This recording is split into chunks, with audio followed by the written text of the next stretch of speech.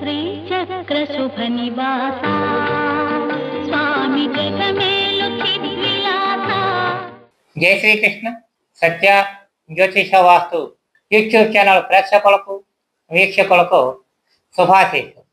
ఈరోజు మనం ఈ వీడియోలో కాలచక్రం దానిలో భాగమైన తిథుల గురించి, ఏ తిథిలో ఏ దేవతకి వ్రతాన్ని ఆచరించడం వలన మనకు ఎటువంటి ఫలితం వస్తుంది, ఏ తిథి నాడు జన్మించిన వారు ఏ దేవతా వ్రతం చేస్తే వారి జీవితం సుఖ సంతోషంతో ఉంటుందో మనం ఈ వీడియోలో తెలుసుకునే ప్రయత్నం చేద్దాం. మనకి తిథులు మొత్తం 16, అంటే 30 కదా అనకండి.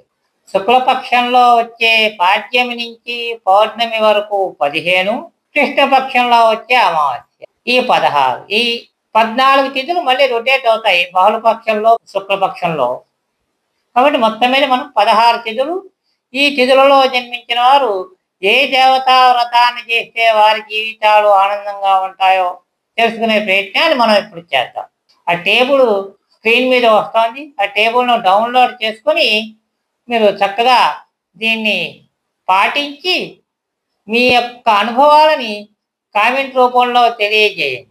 అలాగే ఈ విషయాలను మీ మిత్రులకు, బంధువులకు, సన్నిహితులకు అందరికీ తెలియపరిచి ఈ వీడియోని షేర్ చేసి, లైక్ చేసి, సబ్స్క్రైబ్ చేసుకొని మా నుంచి వచ్చే మరిన్ని మంచి విషయాలకు సంబంధించిన వీడియోలు వెంటనే మీకు నోటిఫికేషన్లో రావటానికి వీలుగా గంట సింబల్ను కూడా ప్రెస్ చేసుకొని మా ఛానల్ అభివృద్ధికి సహకరించవలసిందిగా కోరుతున్నాం.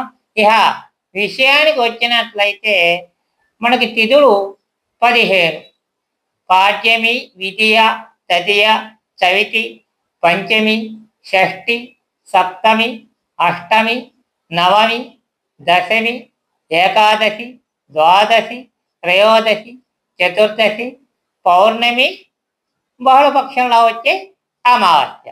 ఈ తిథులకి అధిదేవతలు ఎవరు, ఏ వ్రతం చేయాలి అనేది ఇప్పుడు స్క్రీన్ మీద ఒక టేబుల్ వస్తుంది. దానికి తగినట్లుగా వివరంగా ఆడియో కూడా వస్తుంది. చక్కగా విని ఆ టేబుల్ డౌన్లోడ్ చేసుకుని మీరు ఆచరించవలసిందిగా కోరుతున్నాం. పాడ్యమి తిథికి అధిదేవత అగ్ని. అగ్నిదేవుడికి వ్రతాన్ని చేయటం వలన సత్ఫల ప్రాప్తి పొందగలం. విధియకు అధిదేవత అశ్వినీ దేవతలు.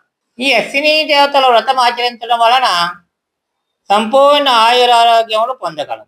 అదేవిధంగా తదియకు అధిదేవత గౌరీదేవి. ఈ గౌరీదేవి వ్రతం ఆచరించడం వలన మాంగళ్య బలం 1000 రెట్లు పెరగగలదు. చవితికి అధిదేవత విఘ్నేశ్వరుడు. ఈ విఘ్ననాయక వ్రతం ఆచరించడం వలన మనం చేసే పనులో విఘ్నాలు తొలగిపోయి వేగవంతంగా, విజయవంతంగా పనులు పూర్తయి తీరుతాయి. అదేవిధంగా పంచమికి అధిదేవత నాగదేవత. ఈ వ్రతాచరణ వలన వివాహము, వంశాంకురాలు కలిగి తీరుతాయి.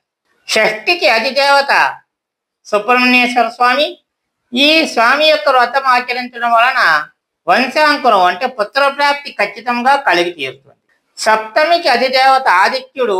గుండె జబ్బుల నివారణ, ఆయురారోగ్యాలు, పూర్ణ ఆయుర్దాయం కలిగి తీరుతుంది. అష్టమికి అధిదేవత అష్టమాతృకలు. దుర్గంధపూరితమైన జీవితం నుంచి బయటపడటం. నవమికి అధిదేవత దుర్గాదేవి. ఈ దుర్గావ్రతం ఆచరించడం వలన సంపదలకు లోటు ఉండదు. దశమికి అధిదేవత ఇంద్రాజ దశ దిక్పాలకులు. మనము తెలుసో తెలియకో చేసిన పాపాలన్నీ సంహరించబడతాయి. ఏకాదశికి అధిదేవత కుబేరుడు. ఈ కుబేర వ్రత ఆచరణ వలన ఐశ్వర్య ప్రాప్తి కలిగి తీరగలదు. ద్వాదశికి అధిపతి మహావిష్ణువు.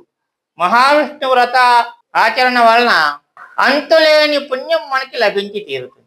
త్రయోదశికి అధిదేవత ధర్ముడు. మనోవాంఛలు సిద్ధించి తీరుతాయి ఈ ధర్మాచర వ్రతం వలన. చతుర్దశికి అధిపతి రుద్రుడు. అపమృత్యు దోషాలు తొలగిపోతాయి. పౌర్ణమికి అధిపతి చంద్రుడు. చంద్రుని యొక్క వ్రతాచరణ వలన ధనధాన్య వృద్ధి జరిగి తీరుతుంది.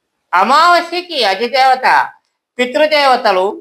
సత్సంతాన సౌఖ్యం అనేది ఖచ్చితంగా కలిగి తీరుతుంది. కాబట్టి ఆయా తిథులలో జన్మించిన వ్యక్తులు ఆయా తిథులకు సంబంధించిన వ్రతములను ఆయా తిథులలో ఆచరించుతున్న ఎడల సత్ఫలితములను పొంది ఆనందకరమైన జీవితాన్ని పొందగలరు.